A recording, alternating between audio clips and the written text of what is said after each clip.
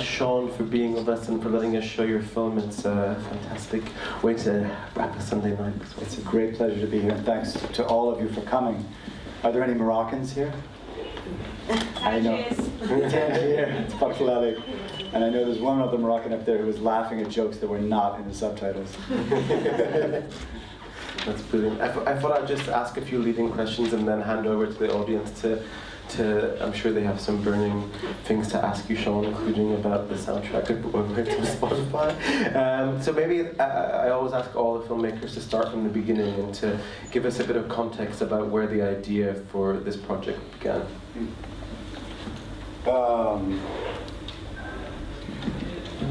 Well, I mean, the idea began when I came to Morocco with my wife, who's an artist, Lito Barada. And I followed her home when she was going home to create the Tangier Cinematheque, which is North Africa's first cinema cultural center, and discovered the city that way. Technical problems.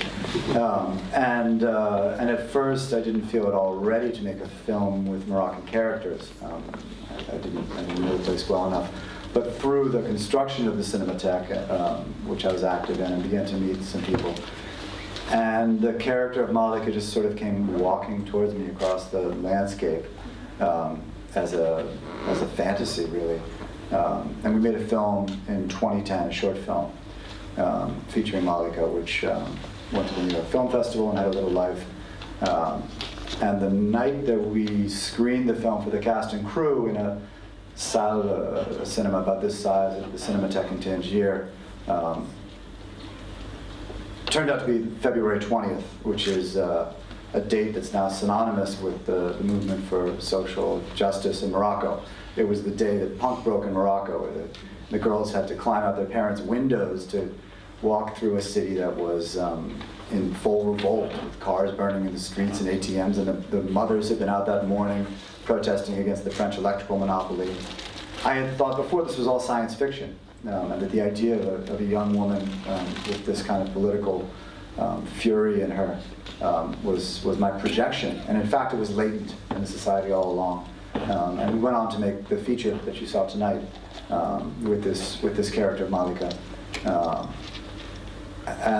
So the film multiplied when I was at Cannes in 2011, and in the Director's Fortnight saw one of the really great Moroccan films of recent times, Sur la Planche, On the Edge, by Leila Kilani. And the lead actor was Sophia Sami, who plays Amal. And she blew me away. And so I accosted her at the party. She was wearing a kaftan at Cannes, and said, "Oh, we've got to do something together." And I had heard the story of a drug mule who wanted to quit, and the guys wouldn't let her quit, and it ended very badly. And meeting Sophia, I thought, God, this is her. And now it's a story of two women. I'm interested also in your background as a filmmaker and also as an actor, but maybe first to talk about the filmmaking side. As I understand it, you come from a spirit of DIY filmmaking, really kind of guerrilla-style filmmaking, even if you would call it that. And I know for a fact that when you were making this film, it was an incredibly tight shoot and tight budget, and there were things that happened in the film itself, including perhaps one actress becoming pregnant, which shifted the course a little bit. Can you talk about those things? Well, one of the things that enters into your bloodstream when you make low-budget films, as Gary can testify, who was there every minute of it, is the way in which reality becomes part of the film, and reality is sometimes a tough place that backhands you and slaps you around, and then beautiful things come along when you're allowing reality into this frame.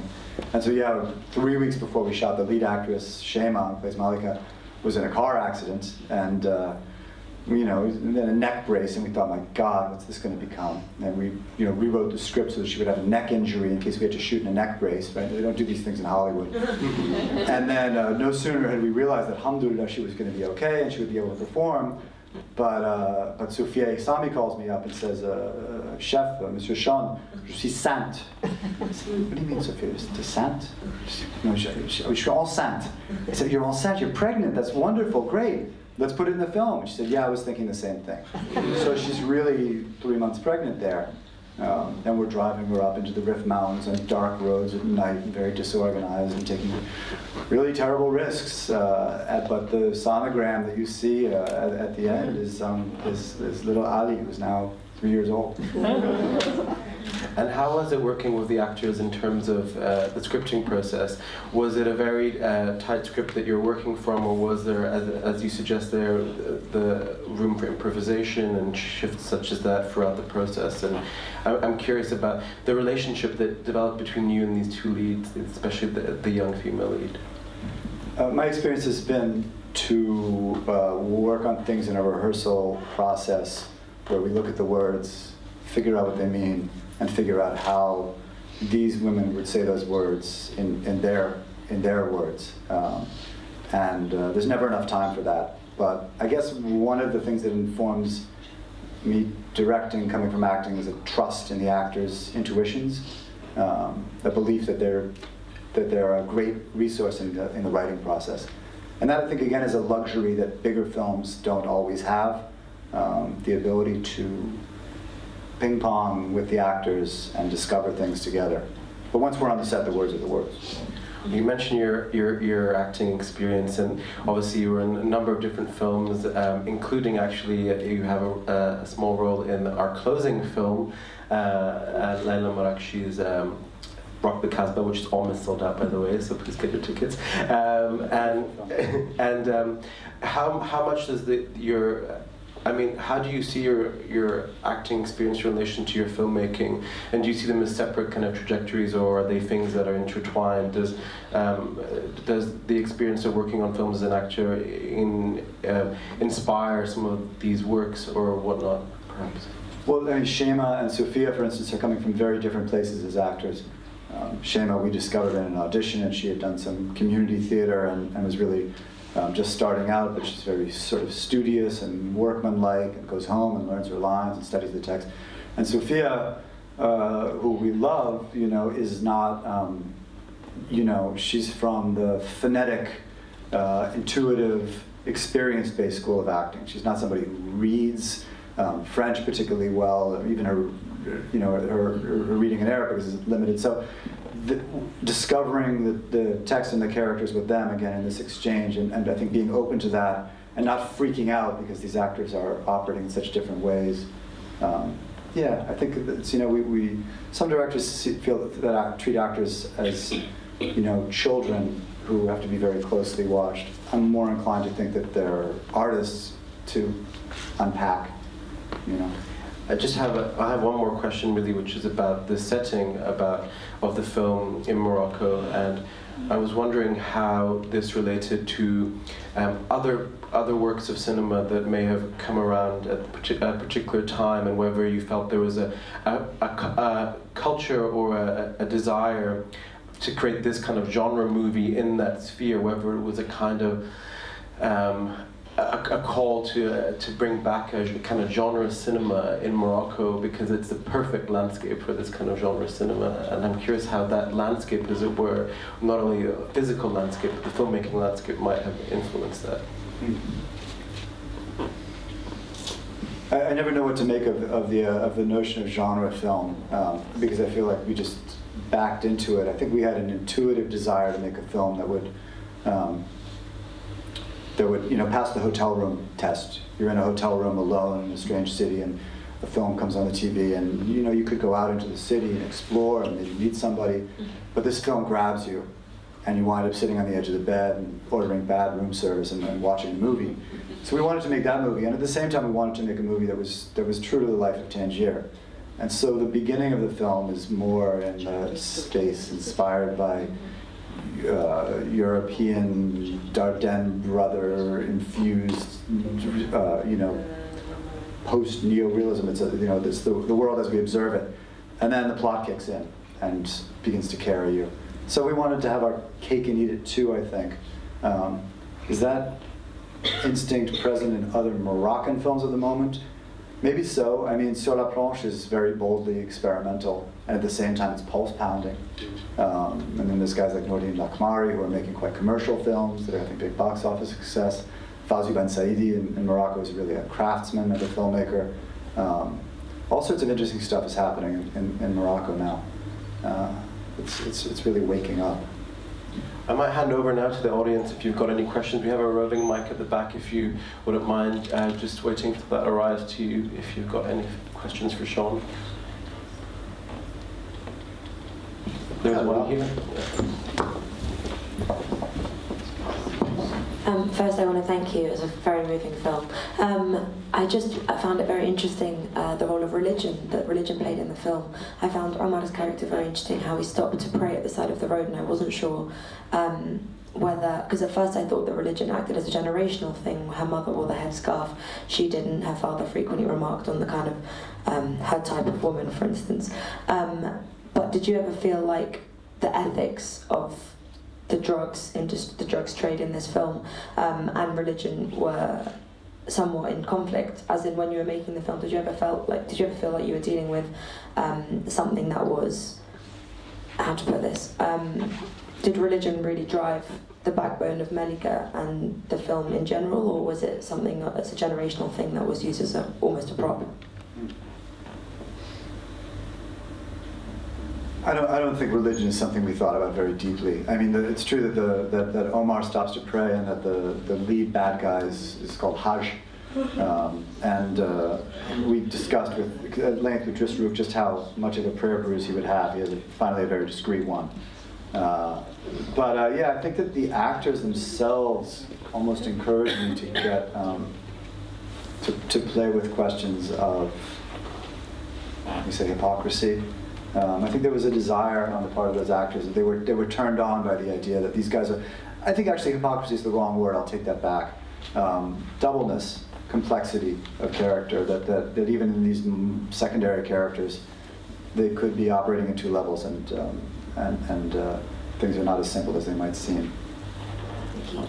Robert, Thank you. do you have a question? I do. Yeah, just up here. I have about 5, but I'll stick to one. So I know Traitors obviously started its life as a short before you made it into a feature. I am curious to know how different the two were in terms of not just casting crew, but storyline, because obviously it's changing up so drastically. What did you keep in the short that you kept in the feature, or vice versa? Let me first just take this moment to thank you so much for having us, and to applaud you and Safar and your team for this wonderful festival, which we can hardly believe it's so young. It seems so evolved, and I want to see everything in the catalog, and I want to see absolutely everything in the retrospective of Arab cinema. And I wish I lived in London so I could, and I hope you guys get to. We did a little bit of recycling from the short to the feature, and as our art director can testify, it was a nightmare bridging the continuity gaps between the two, since the actress cut her hair, lost her leather jacket, etc.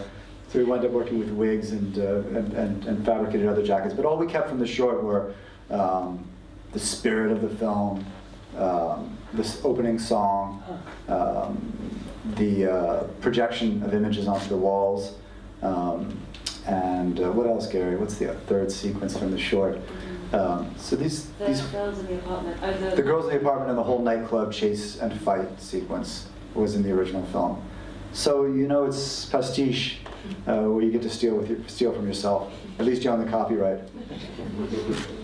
And in terms of the scale, both of them were classic, as Omar said.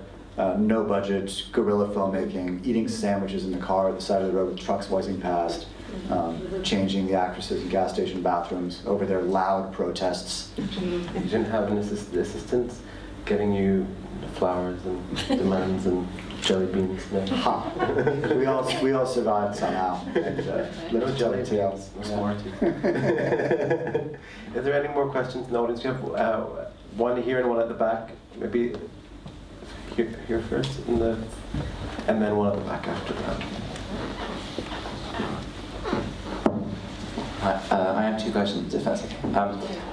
I was interested, you mentioned the Dardenne brothers, especially in connection with the last question about religion. I was wondering if you would accept that there's kind of a similar notion of grace, like in a film like Rosetta or The Child, and that she has quite a graceful journey through the story and ends up telling him that his ex-wife was actually murdered and frees a fellow drug mule. And then the other question I have was also what you wanted to suggest by Traitors as a title. I just wondering if it was sort of ironic, because in a way she also is the traitor and breaks the agreement with the drug lords, or if they're the traitors of society as a whole. Well, the idea of grace, I guess otherwise known as karma maybe, is one that traverses the world of drama over and over. Many times confronted with the blank page and the black box, this idea that we know from our own lives that we survive by we survive because of the little fragments of ourselves that are true to something that was true in the beginning and it's still true at the end. I think that's a very an idea that is deep in the fabric of this storytelling pursuit. But I mean also, in Traitors we're in a very pop space. So, some people have said, why the happy ending? Proust, Napoleon once wrote a long letter to somebody and said, I'm sorry the letter's so long, I didn't have time to make it shorter. We're sorry the ending's so happy, we didn't have time to make it bittersweet. And what was your second question? About the title. Oh, well, we were invited to make the short by the Sharjah Art Foundation, our wonderful friends in Sharjah, on the occasion of the 2011, right, Omar? Sharjah Biennial. And the theme of that biennial was Traitors and Traders, which is an idea that was interesting in Sharjah. So all of the other artists in the biennial were unpacking this idea in those interesting ways because they're artists and smart. And I just thought, Traitors, that's a good name for a punk band. And then the idea of good treachery emerged since 2011. The idea that betraying fathers, betraying patriarchs, betraying the established order, became all of a sudden, an idea that was pertinent as hell in, what was sometimes called the region. So the title stood us in good stead. We had a question from Chelsea at the back. I wanted to ask, you said it was this kind of loosely based on a story you heard about a drug mule that ended really badly. So I wanted to ask why in the film you have a happy ending, but you just kind of said you just didn't have time. But is there more of a reason?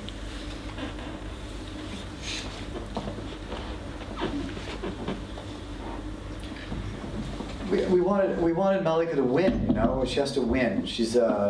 We're affirming something about Malika's quidditas or something. If what she's got doesn't pay off, then what kind of world do we live in? She's got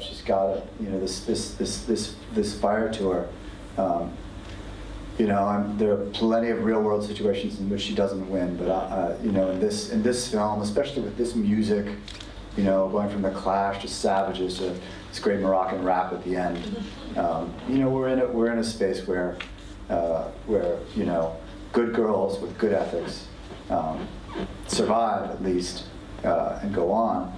And then I think there's also a part of many first films that they are metaphors for the process of making the film.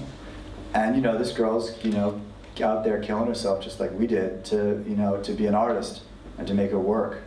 And so I think our instincts tend to side with that protagonist. So maybe next time. But actually the ending of our second project, which is called Tangier, is bitterly, bitterly sad. Why is it that people want to see such sad films when they come to these festivals? I don't know. And there's a question just there. Hi there. My question is about the proverb, the Chinese proverb, and why you chose it. It was a really nice scene, and it translated really beautifully in the Arabic, and Daja, she spoke the strike. It was really nice, but in terms of a Chinese proverb, why not Chinese, sorry, Japanese? Why did you choose a Japanese proverb? Are you Malu? No. No. I'm half Algerian. Okay. Is it a Japanese proverb? Yeah, that's what it says in the in the piece of paper here. It says a Japanese proverb, the nail that stands up is hammered down, and that if you're a nail, endure the knocking, if you're a hammer, strike. I just discovered that last night while I was walking with my 1-month-old baby daughter over the bridge in her sleepless night at 3 a.m. and I saw this blog posting that you're reading, which is a wonderful review of the film by a woman called Maru. That's why I asked. Oh. And she informed me that this was a Japanese proverb. To me, it's a Moroccan proverb, which has a very Moroccan resonance to it. The first half is fatalistic and says, if you're a nail, endure the knocking. You hear the word drob in there somewhere. And then there's this yang of that. If you're a hammer, strike. Every object has to play its role. It's the first I've heard it's Japanese, but you know Morocco and Japan have a lot in common, as we all know. Very similar, very similar. There's a question over here.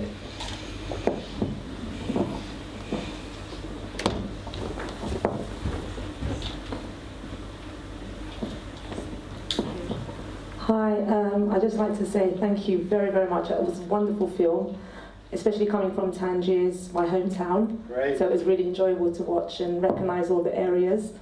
And I was just wondering if it's been actually screened in Morocco yet, this film? And if not, maybe you could screen it at the Tangier Film Festival? Thank you so much, Shukran. Shukran.